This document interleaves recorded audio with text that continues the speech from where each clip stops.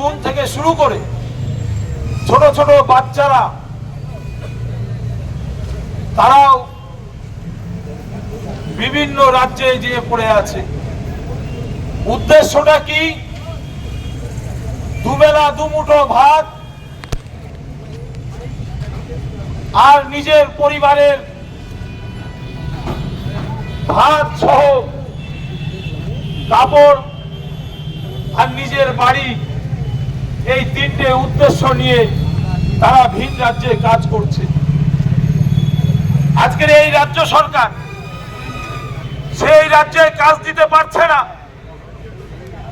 এই রাজ্যের হাজার হাজার লক্ষ লক্ষ বেকার যুবক যারা ডিগ্রি কমপ্লিট করে তারা বসে আছে, কিন্তু তাদের হাতে কাজ তুলে দিতে পারে না। এই রাজ্যে নতুন করে কোনো শিল্প কলকারখানা হয় না। এই রাজ্যে বড় বড় শিল্পপতিদেরকে নিয়ে মৎসব চলে, কিন্তু এই রাজ্যে শিল্প আনার কোনো গল্প থাকে না এই রাজ্য সরকারের কাছে।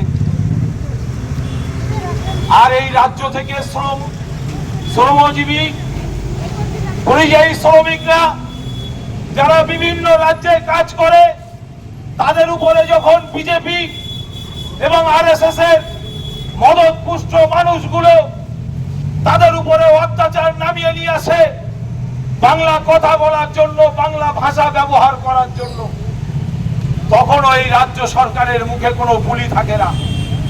ছোট জগন্নাথ এই রাজ্যের মুখ্যমন্ত্রী, তার মুখে কোনো বল বাক্য নেই।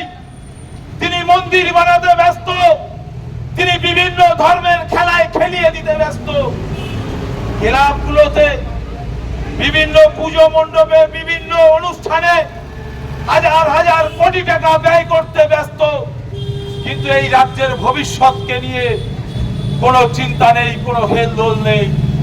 দিদিমণি আমার মনে হয় চাইছেন যে সারা বাংলার যত বেকার যুবক আছে তারা দীঘার জগন্নাথ মন্দিরে যে ভিক্ষার থালা নিয়ে লাইন দিয়ে বসে থাকুক, এটা মনে হয় দিদিমণি চান, যার কারণে তারার মুখে কুলু বেটে তিনি বসে আছেন। আমরা বলছি, আমাদের বিধায়ক নওশাদ সিদ্দিকী সাহেব বলেছেন বিধানসভার মধ্যে পরিযায়ী শ্রমিকদের উদ্দেশ্যে প্রতিটা রাজ্যের একটা করে অফিস হোক, সেই অফিসগুলোতে একটা করে অফিসার নিয়োগ হোক। বাঙালি শ্রমিকদের সে যে জাতিরই হোক না কেন, যে ধর্মের হোক না কেন, যে বর্ণের হোক না কেন, তাদের সুবিধা অসুবিধাগুলো দেখার জন্য একটা করে অফিস এবং একটা করে অফিসার নিয়োগ করা হোক। কিন্তু এই রাজ্য সরকারের কানে যায়নি, কানে তুলো গুজে বসে আছে।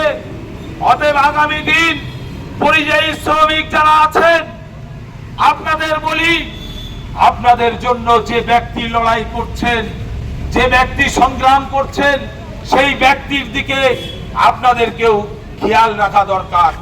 আমরা দেখেছি সারা রাজ্যে, আমার পাশের রাজ্য উড়িষ্যা, যে উড়িষ্যায় বাংলা ভাষা বলার জন্য একজন নয়, দুজন নয়, শয় শয় ব্যক্তিকে জেলের মধ্যে বন্দী করে রাখা হয়েছে।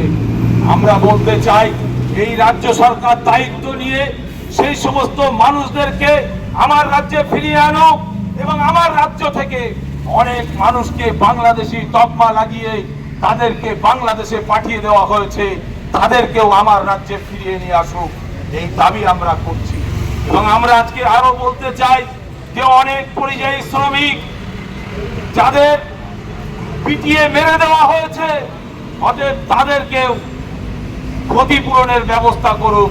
যদি না করেন তাহলে এই বাংলায় নওশাদ সিদ্দিকীর নেতৃত্বে আমাদের লড়াই সংগ্রাম আন্দোলন এর থেকে আরো বড় আন্দোলন হবে। আর এই যে অফিস, এখানে একজন মন্ত্রী বসেন, জানি না তারা কি খায়, গাঁজা খেয়ে ঘুমায় নাকি, এটা আমাদের চিন্তা হয়, কারণ এদেরও কোনো কানে যায় না, এদেরও কোনো হেলদোল নেই। তাই প্রত্যেককে বলবো, আসুন এই লড়াই, এই সংগ্রাম চালিয়ে যেতে হবে। নওশাদ সিদ্দিকী ভাই জিন্দাবাদ, আইএসএফ জিন্দাবাদ, সমস্ত কর্মী জিন্দাবাদ।